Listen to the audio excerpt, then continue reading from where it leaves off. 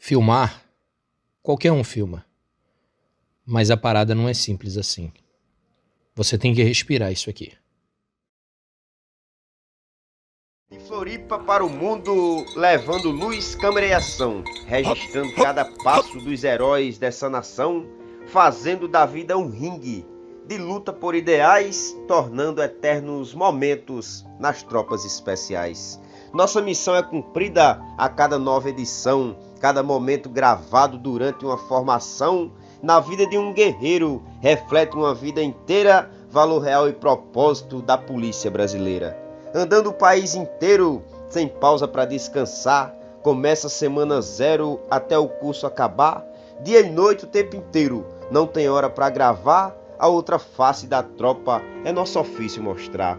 Pirata, a polícia agradece por sua nobre missão, que luta como guerreiro com sua câmera na mão, vai pro campo de batalha e mostra o que ele vê na polícia brasileira pro mundo inteiro saber.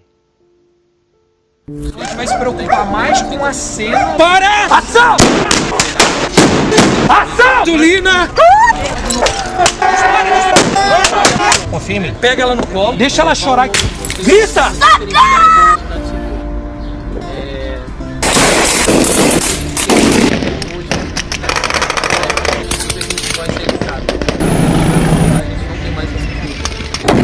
Direto de Floripa, quem não acredita, pode acreditar que lá começou essa vida. Vida e paixão pelo trabalho da polícia, essa dedicação virou sua rotina. Não tem hora pra dormir, é câmera ligada, tá registrando tudo, não dá mole com nada. Tudo que ele quer é ver a paz e deixar registrado as forças especiais. Com a câmera na mão, filmando de montão, pirata é sinistro, sempre passa emoção.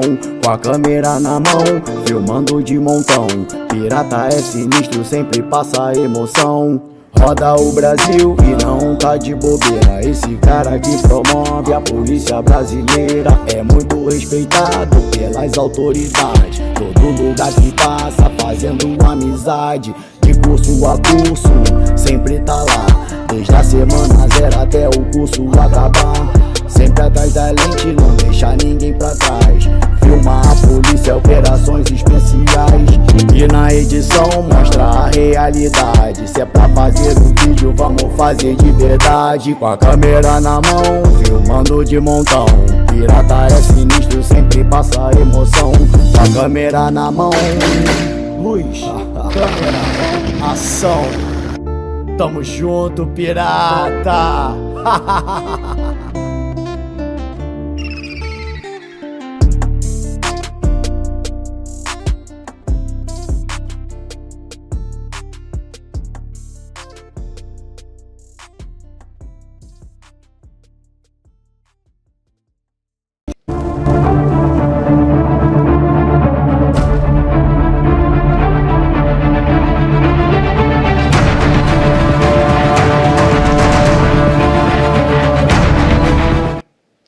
Fala pessoal, seja bem-vindo a mais um Bisurando com o Pirata.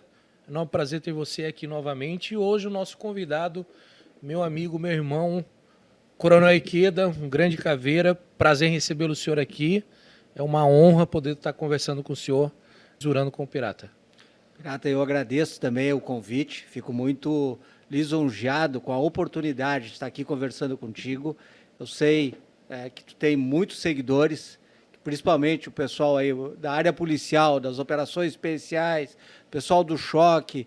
Tu tem muitos fãs e seguidores, então para mim é uma satisfação poder estar aqui e representando aquilo que é o trabalho da gente ao longo de toda uma carreira. Obrigado, Caveira.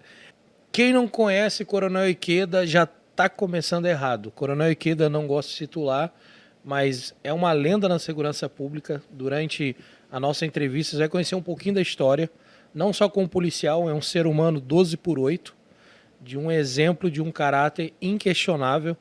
E eu convido a você a ficar preso aqui nesse tempo desse podcast, que a gente vai falar de muita coisa maneira.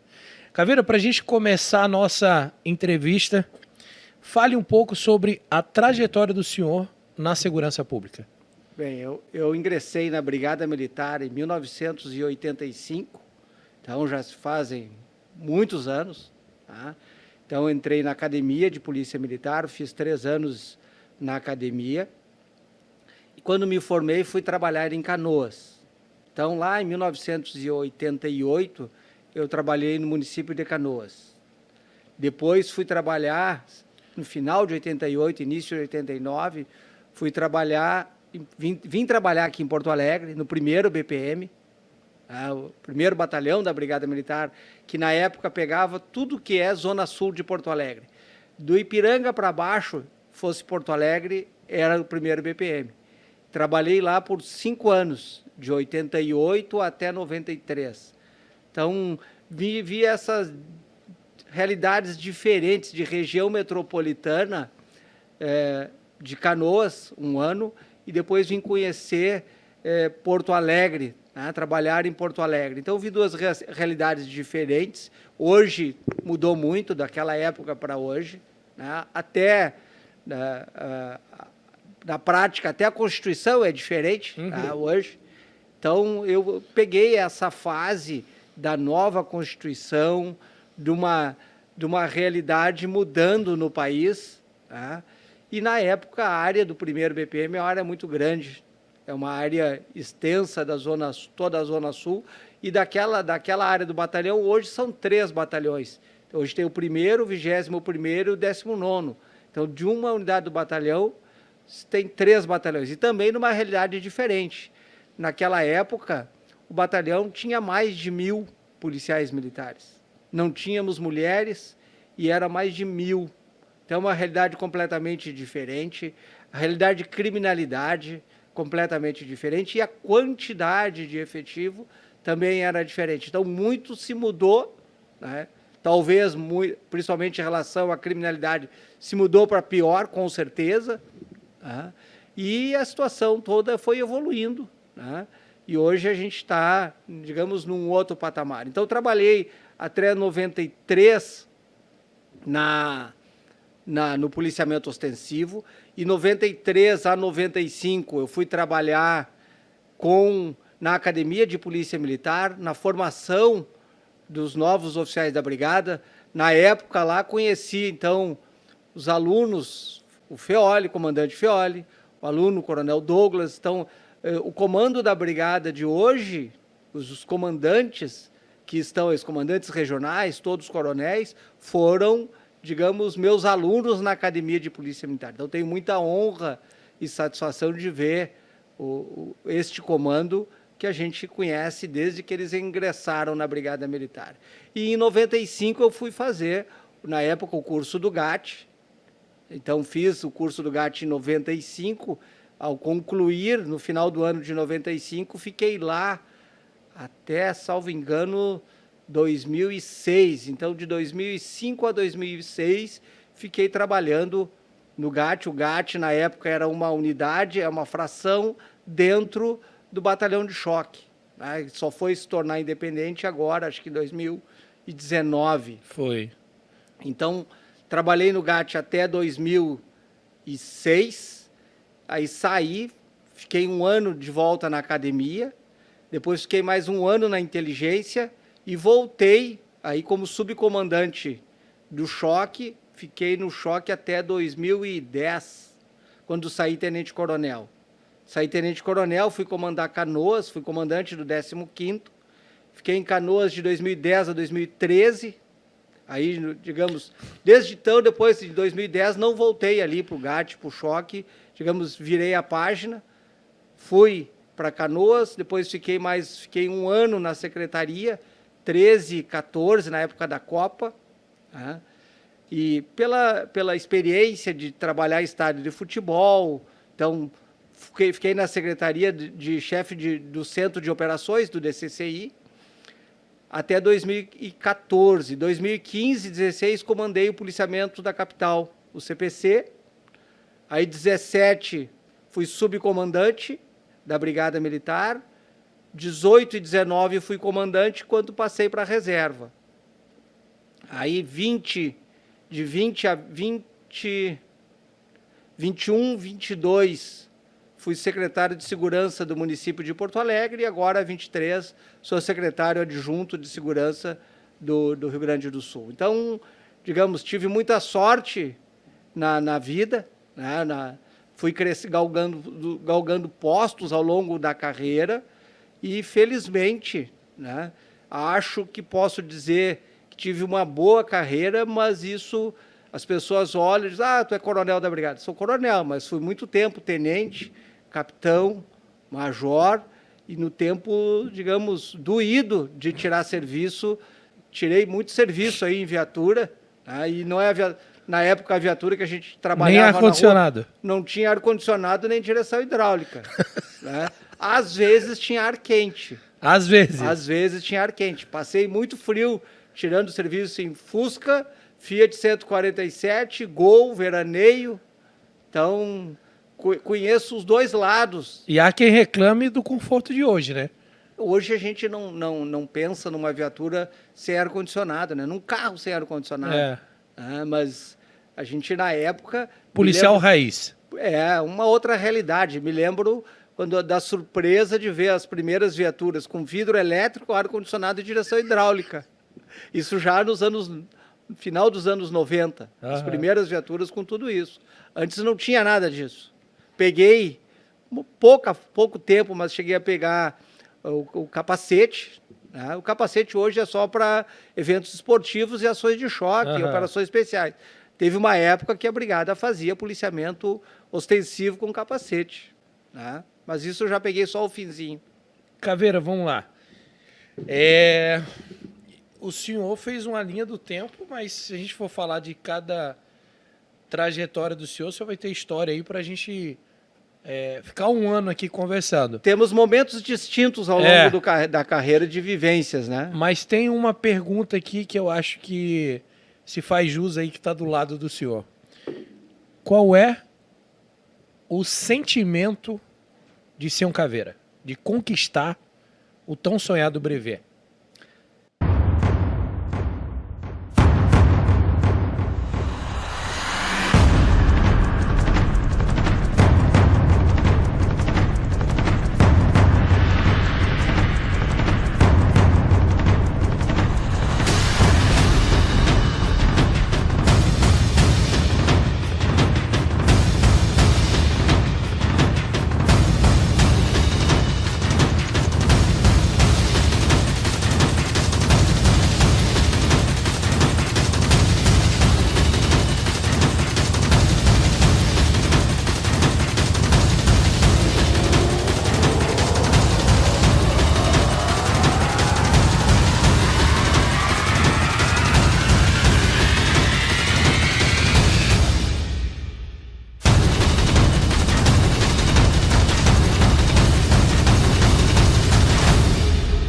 Primeiro é uma responsabilidade. Tá? Primeiro, na formação, a gente sente um orgulho de conquistar uma vitória, tá? Uma vitória pessoal, mas principalmente é um crescimento pessoal que a gente tem. Eu acredito que o curso de caveira nos traz muito do autoconhecimento, da gente conhecer os limites e muito também da resiliência, de suportar as adversidades, né? De suportar todas as situações que a equipe de instrução nos coloca, e são sempre situações difíceis, e a gente superar esses momentos. Então, o sentimento primeiro é de vitória, e depois é uma responsabilidade de manter, né, o orgulho da caveira, a responsabilidade de manter a postura e também de dar a resposta adequada nos momentos que a gente é exigido. Tá? E em todos os momentos, cada momento ao longo de uma carreira profissional, a gente tem um grau de exigência que a gente é submetido. Primeiro aos dos nossos comandantes, tá?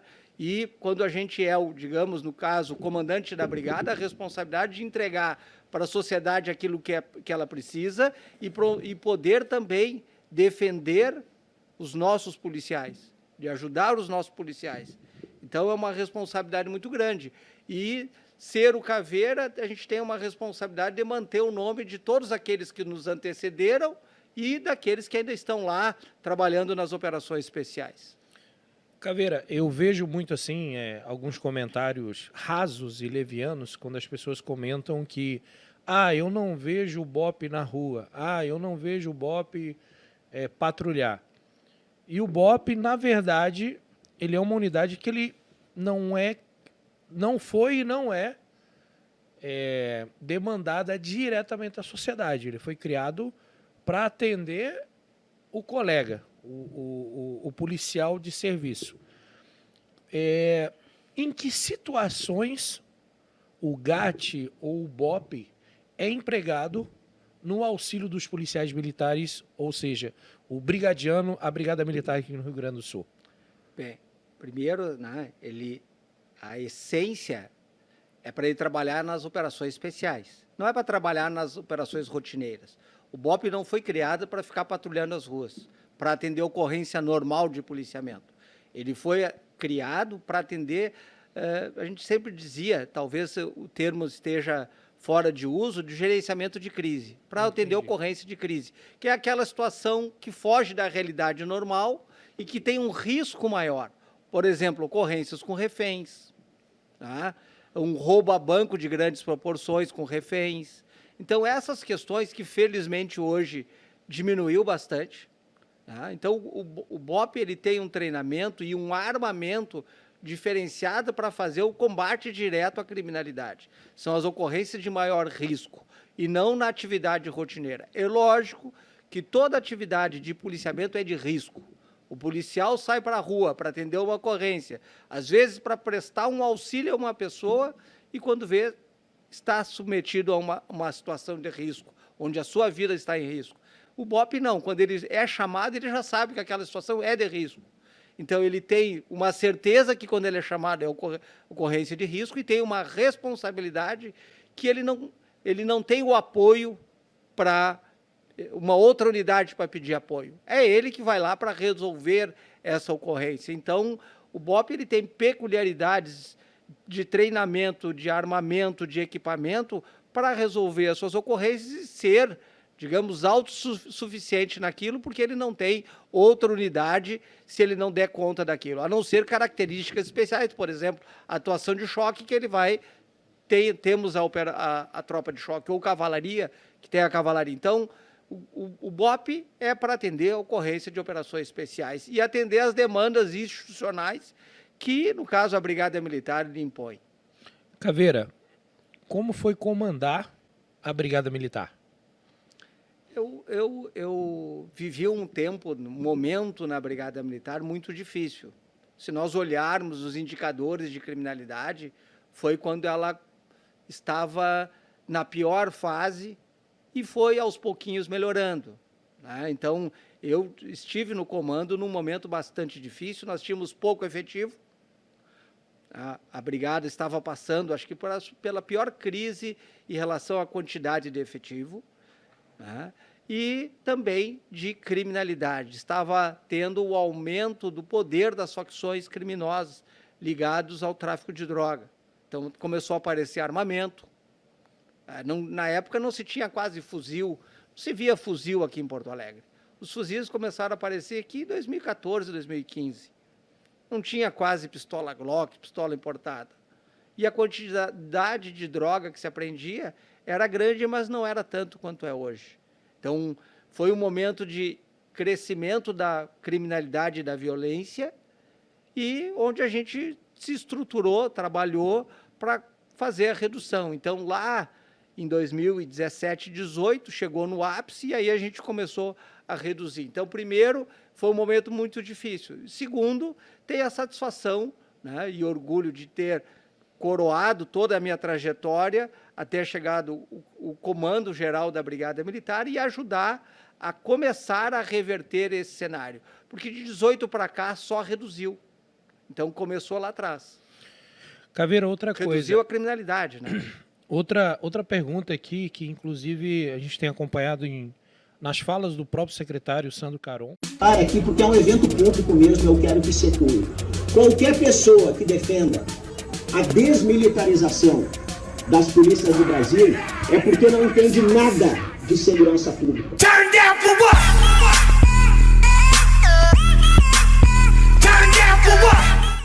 sobre os supostos especialistas em segurança pública, aonde eles citam a desmilitarização da Polícia Militar, ou seja, da Brigada Militar. Qual a opinião do senhor enquanto a um comentário leviano desse? Eu acredito que esses comentários eles têm o viés ideológico de desmilitarização, né, buscando enfraquecer a instituição, enfraquecer o trabalho que a instituição faz, que é um trabalho extremamente difícil. Na prática, é o para-choque do Estado na rua, né, porque aquele policial militar que trabalha, principalmente o soldado que trabalha ali na rua, ele está exposto a todo grau de violência, a uma série de problemas, e ele tem que dar a resposta de imediato. Esse, sim, é o grande para-choque do Estado, quem trabalha na rua ali, submetido a toda a carga de trabalho.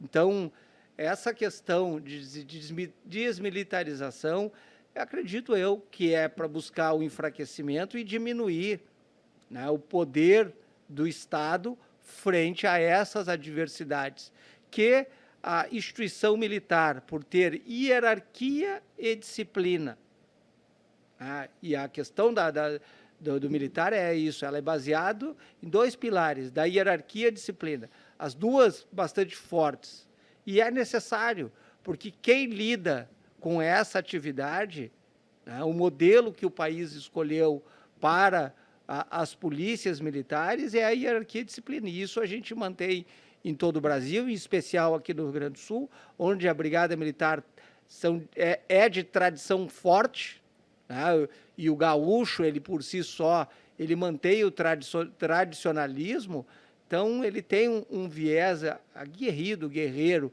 e não acredito que seja esses especialistas deem essa sugestão e trabalhem para isso, né, para melhorar a instituição. Eu vi muito disso em manifestações, que terminam mal, que terminam com depredação. Eu nunca vi em manifestação pacífica falar em acabar com as polícias militares. Eu vi muito de manifestação de acabar com as polícias militares em manifestações desordeiras, manifestações que acabam em quebra-quebra, depredação, pichação, pedindo o fim das polícias militares, mas é porque as polícias militares, através da sua hierarquia e disciplina, têm condições de fazer frente nessas manifestações ali com 100 policiais militares, 100 brigadianos, fazer frente a uma manifestação de desordeiros de 1.000, 2.000, 10.000 pessoas quebrando a cidade. A Polícia Militar, conforme a Constituição brasileira, fala que ela tem caráter de policiamento ostensivo. E com o passar dos anos, nós percebemos que a Polícia Militar ou a Brigada Militar vem evoluindo não só no avanço de treinamentos, de armamentos, mas na parte de inteligência. A Brigada Militar trabalha muito essa parte de inteligência. Onde foi essa virada de chave e qual o benefício para a instituição com a inteligência por uma polícia que é ostensiva? Eu diria, assim, acho que a inteligência ela é extremamente importante para todas as instituições, não só para a Brigada. Mas para a Brigada, ela cada vez mais, ela teve a necessidade de aumentar a inteligência. Um dos motivos é a diminuição do efetivo, outro o aumento da criminalidade, outro o aumento do poder das facções. Então, a partir de toda essa necessidade, e a gente trabalhando com os recursos que a gente tem que otimizar esses recursos. Então, a gente tem que trabalhar com inteligência e integração.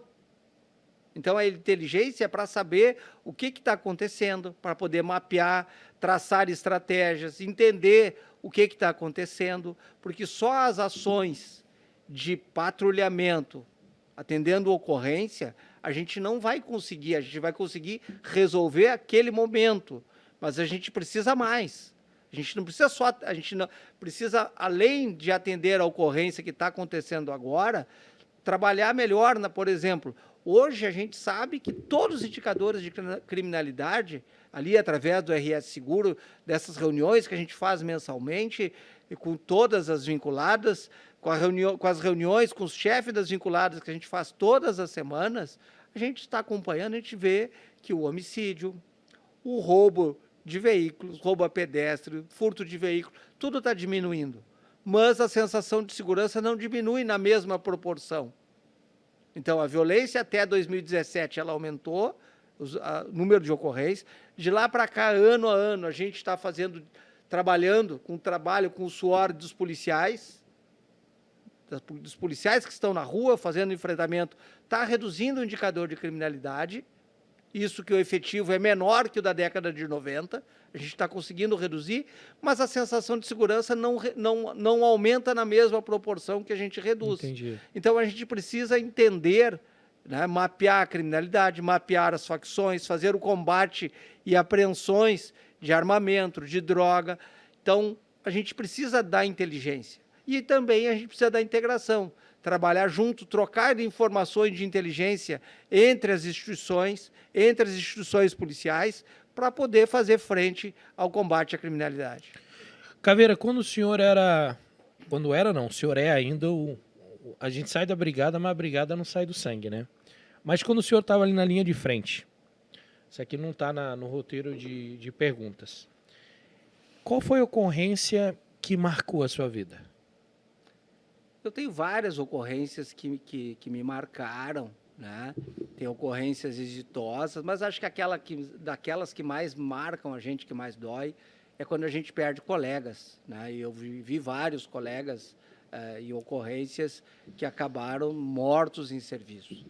Então, vi ocorrências tanto aqui em Porto Alegre quanto... Primeiro, no GAT, a gente trabalhava muito ocorrência com refém, essas coisas, ou com morte de policiais, então vi várias ocorrências.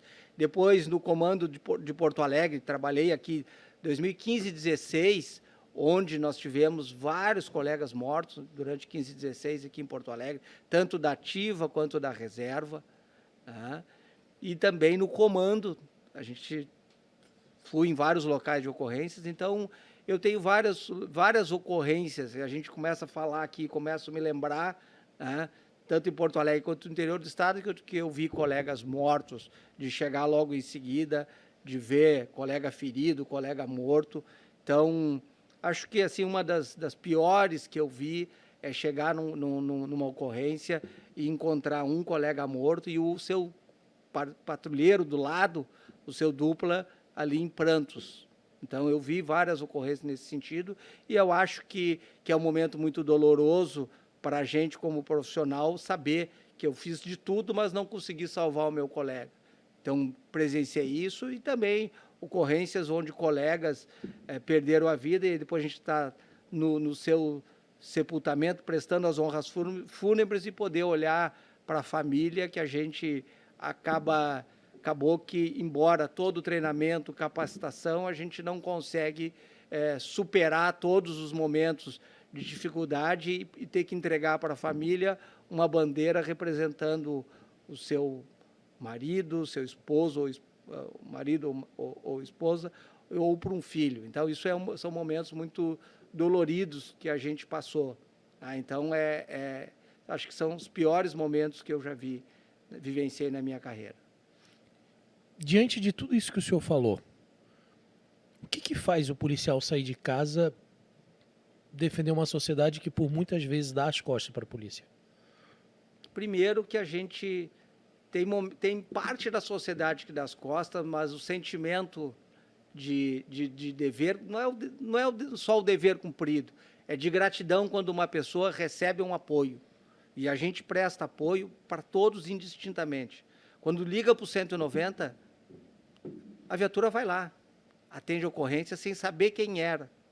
E, às vezes, ela vai lá, dependendo do grau de necessidade da pessoa, por exemplo, ela está sendo assaltada agora. A viatura, o soldado liga a sirene, passa o sinal vermelho, coloca a sua vida em risco correndo e chega lá, às vezes não era tudo aquilo. Aí as pessoas, parte da população vê a viatura correndo, passando no sinal vermelho, andando no corredor de ônibus e critica. Mas quando ela liga para o 190, aí ela quer que a gente apareça voando, ela quer que a gente vá de foguete.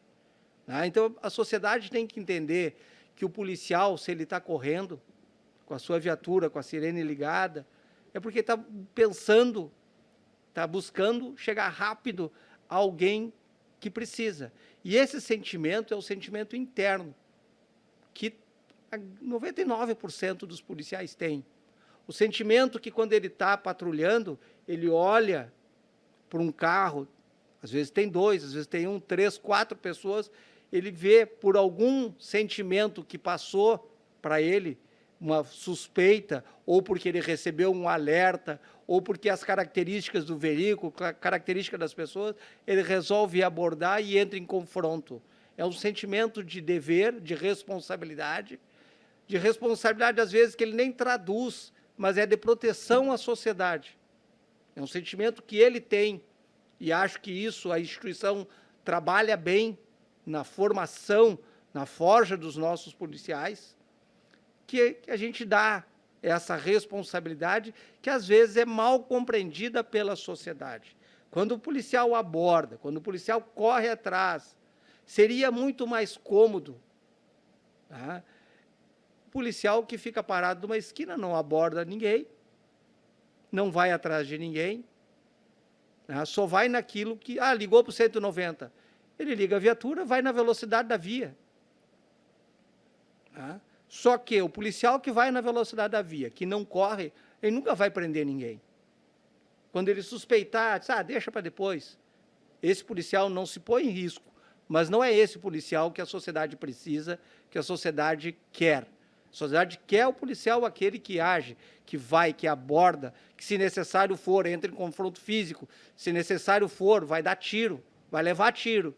Esse é o policial que a sociedade precisa e quer, principalmente no momento onde a criminalidade, o poder das facções, o armamento que as facções têm é maior. Então, esse policial é aquele que nós temos que valorizar a atividade policial para poder, né, ter uma sensação de segurança, ter um indicador menor, mas também a certeza que, se o cidadão precisar, o brigadiano vai ligar a viatura e vai lá correndo atender. Eu acho que isso é o que nós temos hoje de valor para entregar para a sociedade. É forte, Caveira, porque por muitas vezes eu acho que isso vem mudando essa opinião, porque a polícia ela é um órgão para limitar, ela está aqui para botar em prática ou exercer a lei. E por muitas vezes a polícia ela tem que intervir não só no crime, por exemplo, um CDC. Acho muito legal isso, porque o CDC, a pessoa ela não é uma criminosa, não está em atitude, não é um criminoso, sim, mas naquele momento ela está numa atitude criminosa. Uma manifestação. Exato. E por muitas vezes o próprio batalhão de choque, que tem o uso progressivo da força, como é para o policial entender? Porque o policial não tem bola de cristal. Como o senhor falou, o papel dele é abordar. Só que o cidadão, por muitas vezes, ele não vai entender que o policial não sabe. Por exemplo, acabaram de assaltar uma casa lotérica, o cara fugiu com o carro vermelho. Aí eu passo com o carro vermelho e a polícia vem me abordar. Sim. O policial não sabe, ele tem identificação, o carro era vermelho, o cara usava boné de barba. Como cidadão de bem, durante uma abordagem ou uma atitude como um CDC, deve se portar com o policial? Tem que ser educado e não fazer movimentos bruscos. O cidadão é isso, não faça movimentos bruscos. Agora, se coloca no outro lado, o policial. O policial ele vai fazer uma abordagem, ele não sabe quem está ali. O policial ele sempre reage, ele toma a iniciativa de abordar, mas a ação do policial é conforme for a reação daquela pessoa. Sendo necessário, ele até vai dar tiro, vai encher de tiro aquele cara, conforme a reação. É isso na prática. Mas se a pessoa agir de maneira educada, ele vai ser educado. Não vai precisar empurrar para a parede, não vai precisar nada, se a pessoa for. Agora, se a pessoa não for para a parede, ele vai ter que entrar em luta corporal. Se a pessoa puxar uma arma, ele vai tapar o cara de tiro. Na prática é isso. E agora, imagina o policial, quando vai atender uma ocorrência, o espírito que ele tem que ir. Ele tem que estar preparado para tudo.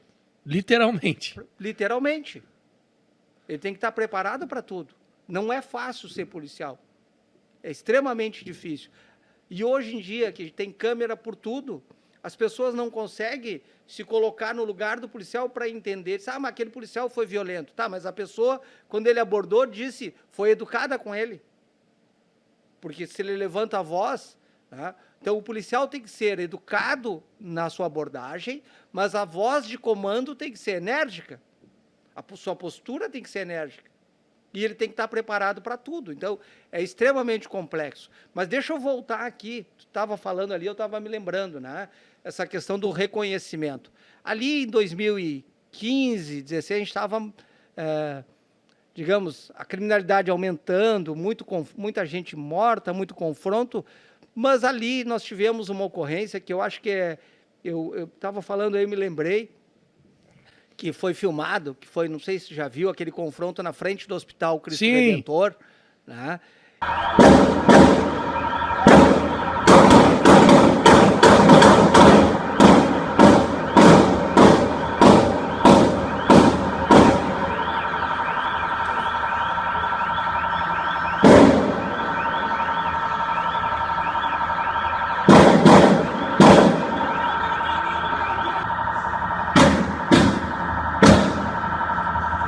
E que foi bastante emblemática. Eu me manifestei com esse vídeo na época ainda. Isso, eu acho que ali nós tivemos uma virada de chave por parte da sociedade rio-grandense.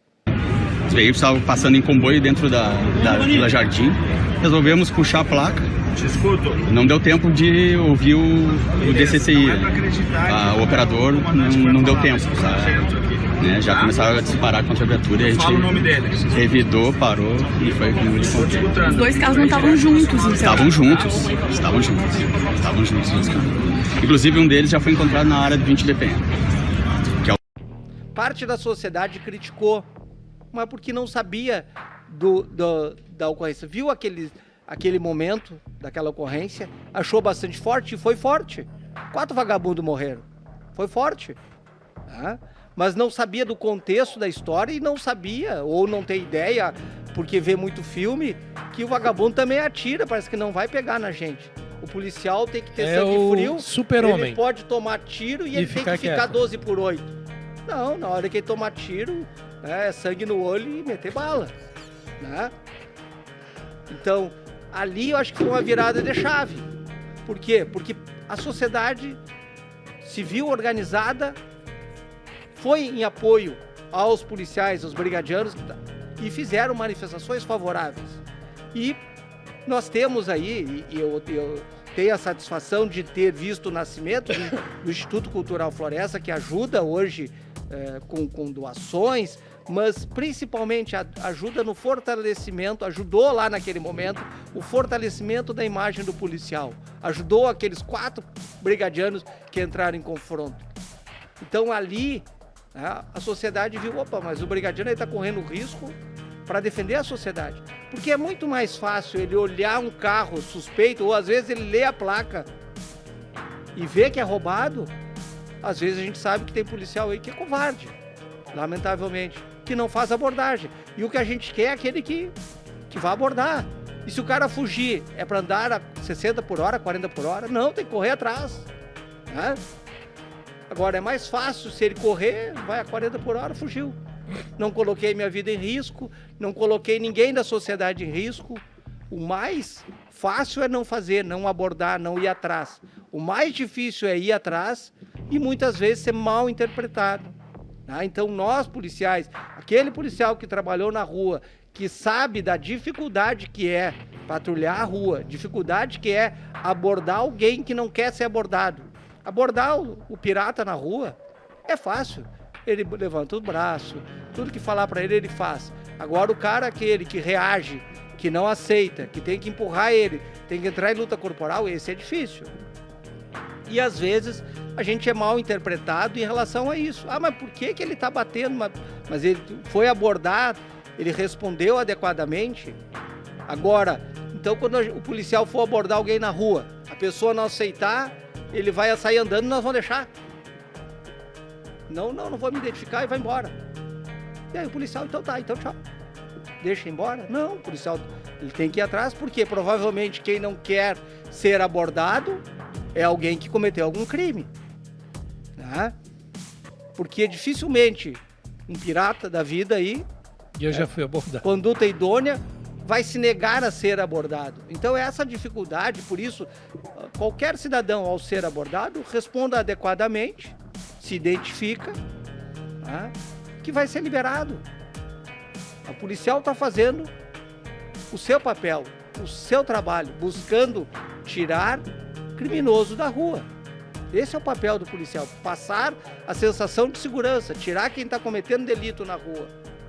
Então, é bastante complexo, mas essa virada de chave de parte da sociedade, defender o policial, falar da atividade policial, eu acho que é extremamente importante e ajudou o policial na sua atividade, de ver, a satisfação de ver quando a gente vai em um determinado local, de ter ali um bannerzinho policial, aqui você é bem-vindo, aqui você tem banheiro, tem um café, tem internet. Porque às vezes o policial que está trabalhando na rua não tem nem banheiro, tem necessidade de ir, onde é que ele vai? Então, é importante para a atividade policial saber que ele é bem-quisto, que está sendo reconhecido o seu trabalho. Caveiro, tô espantado aqui, eu achei que ia ser uma conversa mais... Mas tá tranquilo, não tá? Não, mas é bom, a gente, com todo respeito, mas a gente vive hoje, às vezes até dentro da própria segurança pública, como o senhor falou ali, uma época de mimimi, que não pode isso, não pode aquilo, e a gente percebe que o senhor, o tempo só fez bem pro senhor, né? Porque o senhor é um policial raiz, o senhor tem uma opinião formada e enfática nas suas colocações. E hoje não pode isso, não pode aquilo. E eu vi esses dias uma analogia muito interessante. O policial não pode empurrar, o policial não pode apertar, o policial não... E o cara que tá louco no manicômio que tem que usar a camisa de força? Não pode mais usar a camisa de força. Tá, mas é isso, o cara... Não, mas é justamente essas coisas... Meu Deus, e aí, vai fazer carinho no cara? Exatamente. E a melhor forma de conter alguém que está resistindo é imobilizando, é algemando. Porque não utilizar a algema é risco para aquela pessoa e para o policial. Então todo mundo quer que o policial entregue flores. Mas se a pessoa te agride, tu vai reagir como? Ela pode te agredir por voz, né? por fisicamente. Então o policial tem que estar preparado para tudo. E é complexo essa atividade. Outra coisa, Caveira. Já que a gente está nessa batida, eu vou fazer uma pergunta para o senhor. Eu nunca perguntei isso, nem na vida pessoal. O senhor já trocou tiro? E se trocou, qual é a sensação de trocar o tiro com vagabundo? Já troquei, principalmente quando fazia patrulhamento na rua, lá na área do 1º BPM. Depois são situações mais controladas, né? Mas principalmente quando a gente está na rua, a gente não... Quando a gente menos espera, a gente leva os tiros. Por quê? Tu tá fazendo uma busca atrás de alguém que roubou. Ele se escondeu. Então por isso que o policial tem que estar sempre preparado. Não pode andar de sangue doce. Às vezes no patrulhamento ele já tem que estar preparado. Porque o bandido sabe quem é o polícia. A gente não sabe quem é o bandido. Tá? Então tive vários momentos com a necessidade de trocar tiro. Principalmente quando fazia patrulhamento na área do 1º BPM, não tem sentimento. Não tem, sentir, não. Faz parte do trabalho policial. Faz parte. A sensação tem adrenalina? Tem. Né? Tem adrenalina, tem tudo isso, mas principalmente o treinamento e o amadurecimento é extremamente importante. Né? O mais jovem... E aquele que ainda não foi submetido a tantos problemas, ele vai sentir mais emoção, ele vai perder mais o controle, né? Mas a cabeça, o raciocínio tem que estar sempre acompanhando. Né? Então o raciocínio tem que acompanhar a ação. Hoje não se usa mais revólver, né? Mas antigamente que o revólver era só 6 tiros, 6 tiros quando viu já foi todo, já tem que recarregar. Naquela época, lá nos anos 90, a pistola veio depois de 96, se eu não me engano. Lá por 98 a pistola veio para brigar. Antes era um revólver de 6 tiros. Inclusive lá no GAT. Era um revólver de 6 tiros. E 6 tiros num confronto é 10 segundos. Não é 10 segundos, vai 6 tiros. Na hora que é de verdade, vai ligeirinho. E aí tu já tem que recarregar. Então, e hoje não, hoje o policial está lá com a pistola, sei, 15 tiros, 17 tiros. Então, aí ele tem um poder maior de enfrentamento. Antes deu 6 tiros, já parou, já não sai mais tiro, te abriga, recarrega para entrar em confronto de novo.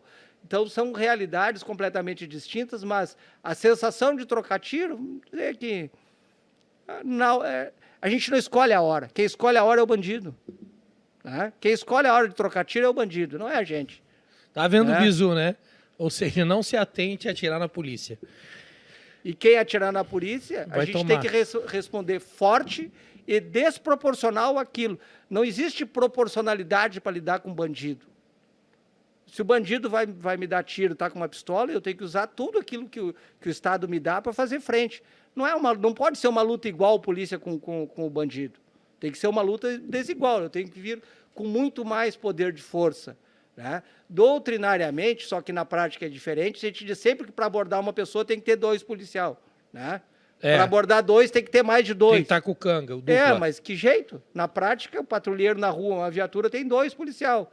E eles abordam 3, 4, 10. E botam se vira. tudo na parede. E se vira. Na prática é isso. Mas então chama apoio. Sim, mas quanto tempo vai chegar apoio para abordar 10 que estão fazendo alguma bagunça, alguma algazarra na rua? Na prática, a gente procura, tem que ter sempre cautela, né? E tem que estar sempre preparado para tudo. Caveira, o que o vagabundo pode esperar, principalmente do Rio Grande do Sul ou os de fora, que tentarem vir aqui para o Rio Grande do Sul tirar a paz do cidadão gaúcho? O que ele pode esperar da polícia? Bom, hoje as polícias estão trabalhando muito integradas. A gente acompanha os indicadores de criminalidade diariamente. Então, cada ocorrência que está acontecendo no estado de maior potencial, a gente está acompanhando. A gente está acompanhando todo o movimento das facções criminosas. Então, o vagabundo pode esperar que a gente está combatendo forte as facções. Estão combatendo forte todo tipo de ocorrência de maior violência contra a sociedade. Tá? Mas é um combate justo. Se o vagabundo, ao ser abordado, o criminoso, ao ser abordado, ele se rende, ele baixa, entrega a sua arma, vai ser preso e devidamente conduzido. Agora, aquele que faz frente, que se opõe, vai levar chumbo, né? Vai levar chumbo e tem que fazer frente. E o policial, ele só reage. O policial não é aquele que... Ele não chega na ocorrência dando tiro. Ele chega à ocorrência lendo o cenário e vai reagir conforme o cenário. Se o cenário é de paz, que o vagabundo levantou o braço, ele vai render o vagabundo, vai prender, vai algemar e vai revistar. Agora, se o vagabundo correu, se o vagabundo atirou, vai ser proporcional àquilo que ele está fazendo. Caveira, diante de tudo isso que o senhor está falando, o cara que está lá em casa, agora estudando, desempregado, saiu da faculdade, ou está pensando em ingressar à carreira pública e acha que vai ter estabilidade e segurança na polícia, só que ele não é vocacionado. Qual é o bizu que o senhor deixa para esse cara que quer vir para a polícia, mas não nasceu para ser polícia? Eu acho que a atividade policial é uma atividade para quem é vocacionado a ser policial. Ser policial é dolorido, é doído a carreira policial. Acordar de madrugada. Quem trabalha de dia, 6 horas da manhã está trabalhando, começa o trabalho. Para ele estar às 6 horas da manhã lá, ele acordou às 4 horas da manhã, 4h30, para estar lá em condições. E a gente entra de serviço e a gente não sabe quando termina. Não é não é trabalhar no escritório que começa às 8 e termina às 18 e tem horário para o almoço. A gente almoça no horário que der, entre uma ocorrência e outra, e às vezes a gente está com o prato servido, chamou no rádio, a gente deixa o prato e vai. Então, não é uma atividade para quem é concurseiro, digamos assim. É uma atividade para quem é vocacionado. E pode ser bonito. Conheço várias pessoas, eu queria ser polícia. Não, muito bacana ser polícia. Muito bacana andar com uma arma na cintura. Agora, a responsabilidade é andar com uma arma na cintura. Acordar no meio da noite para atender ou não dormir, quem trabalha de noite não dorme de noite porque está lá correndo atrás de vagabundo. Trabalhar na rua, no frio, no inverno doído aqui, ou no calor. No verão quente, está com colete. É como se estivesse de casaco. Está com colete. Então, não é uma atividade fácil. Trabalhar num evento de futebol que fica 6, 7, 8 horas de pé, com colete, bastão e capacete, caminhando, com rádio. Então, é peso. Então, é uma atividade de muito sacrifício, que é uma profissão para quem é vocacionado. Então, quem não tem vocação, é muito difícil se adaptar à atividade policial. Mas aquele que é vocacionado, eu acredito que é de grande satisfação poder ajudar. Eu vi essa semana umas fotos em algum lugar, não sei se é Instagram, vi no jornal, no YouTube, do policial que fez um parto. Eu nunca tive essa satisfação, essa honra de poder fazer o parto. Ajudei muitas pessoas. E até tem coisas que acho que todo mundo deveria saber, fazer a reanimação, desengasgar uma criança. Eu acho que são coisas fáceis, que todo policial sabe e que salva muitas vidas, que todo mundo deveria saber. Eu acho que tem coisas assim, a gente não só trabalha em ocorrência policial, prendendo bandido, mas também a gente trabalha ajudando quem precisa. Então, acho que é uma coisa de quem escolhe a profissão é porque tem que ser vocacionado.